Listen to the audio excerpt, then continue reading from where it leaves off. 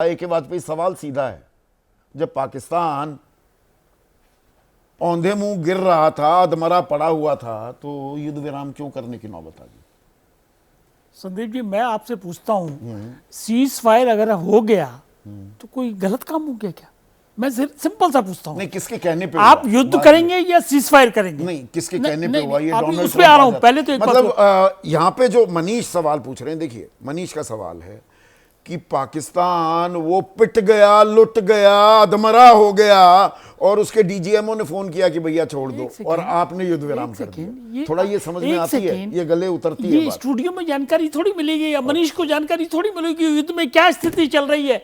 ये कौन डिसाइड करेगा?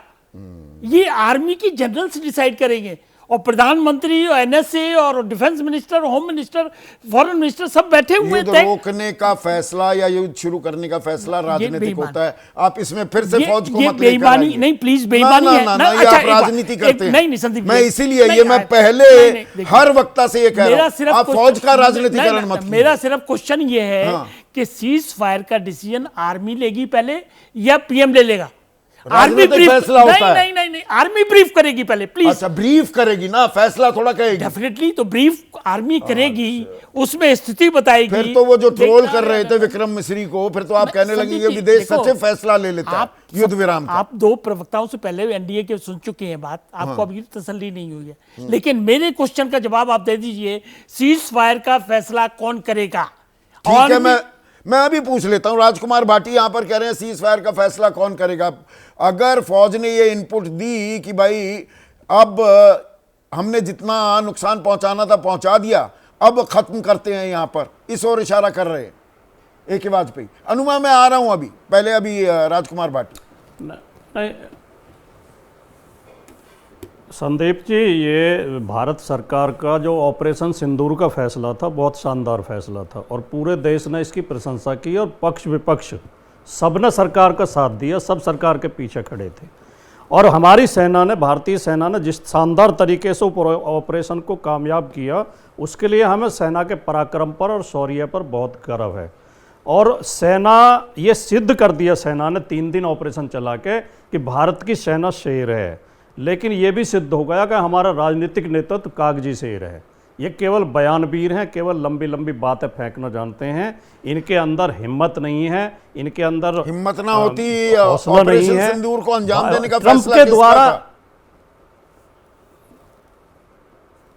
वो भारतीय सेना ने किया। मैंने कहा सरकार का ये फैसला अच्छा था, सरकार के निर्देश पर ही कार्रवाई होती है, इसमें कोई संदेह नहीं है। लेकिन जिस तरह ट्रंप ने घोषणा की है संघर्ष विराम की, वो एक बात पे अभी तक किसी वक्ता ने ध्यान नहीं दिया कि हमारी संप्रभुता को भी चुनौती है। वो तो है, कोई देश बिना संप्रभुता के नहीं हो सकता। ये कोई तीसरा देश हमारे संघर्ष विराम की घोषणा करे, इसका मतलब हम हमारे विदेश मंत्रालय के प्रवक्ता दूसरी बात साफ कर दिया, कश्मीर के बारे में हमारे झेलेंगे नहीं ना, हम कश्मीर के बारे में किसी से बात करने को तैयार। क्या वहीं मामला खत्म हो जाता है? नहीं, संक्षेप में 2 बात कह दूं मैं खाली के, कश्मीर के बारे में हमेशा भारत की नीति रही कि हम तीसरे पक्ष को स्वीकार नहीं करेंगे। मोदी जी ने अनजाने में तीसरे पक्ष को स्वीकार कर लिया। अब मैं तो एक बात ये कहना चाहता हूं, थोड़ी राजनीतिक बात है, लेकिन मुझे लगता है, मेरे दिल को लगता है कि ट्रंप की बड़ी तारीफ करते हैं मोदी जी, अपना मित्र बताते हैं, और नमस्ते ट्रंप भी किया भारत में। ट्रंप जानबूझ के अपमानित कर रहे हैं हमारे प्रधानमंत्री को।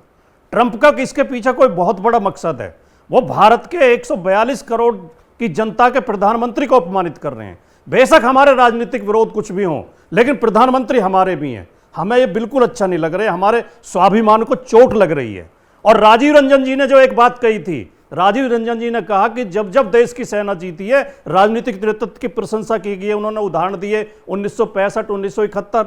1965 में जिस पार्टी के साथ आप हैं राजीव रंजन जी, इस पार्टी के लोग लाल बहादुर शास्त्री के घर के बाहर प्रदर्शन कर रहे थे, भद्दे भद्दे नारे लगा रहे थे उनके खिलाफ।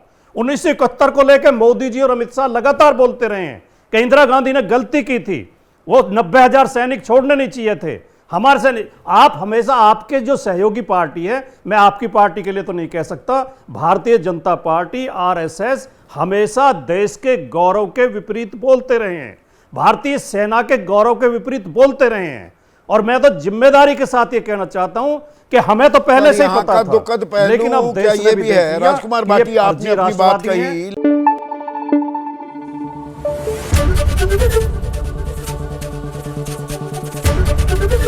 एबीपी न्यूज आपको रखे आगे।